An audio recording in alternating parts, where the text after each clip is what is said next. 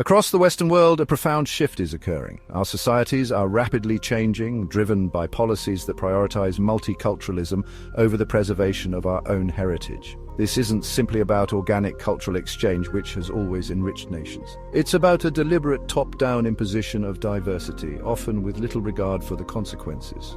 Leftist ideologies, with their emphasis on open borders and dismantling traditional structures, are at the forefront of this transformation. They champion mass immigration and DEI initiatives as unquestionable goods, often stifling any dissenting voices as bigoted or xenophobic.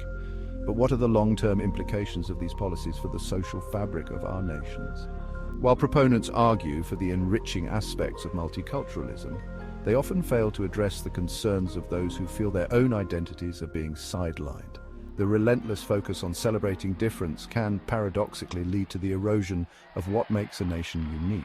When does the pursuit of diversity come at the expense of shared values and a cohesive national identity? The concept of open borders, while seemingly compassionate, has profound implications for Western societies. Uncontrolled immigration, particularly from culturally disparate regions, inevitably leads to rapid demographic shifts. This can create a sense of unease among native populations, who see their neighborhoods and cities transformed at a bewildering pace. The influx of newcomers also places a significant strain on public services.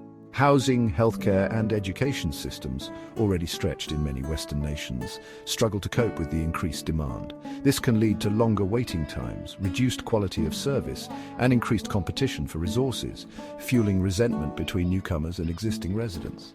Asylum seekers fleeing war and persecution deserve compassion and support. However, the current system, which often prioritizes their needs over those of struggling locals, is unsustainable and breeds division. In the UK, for instance, asylum seekers are entitled to housing, healthcare, and financial support while their claims are processed, a process that can take years.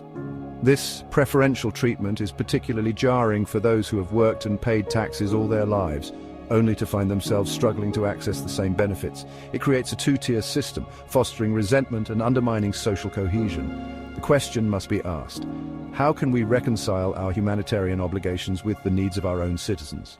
The aim should not be to halt immigration or suppress cultural diversity entirely.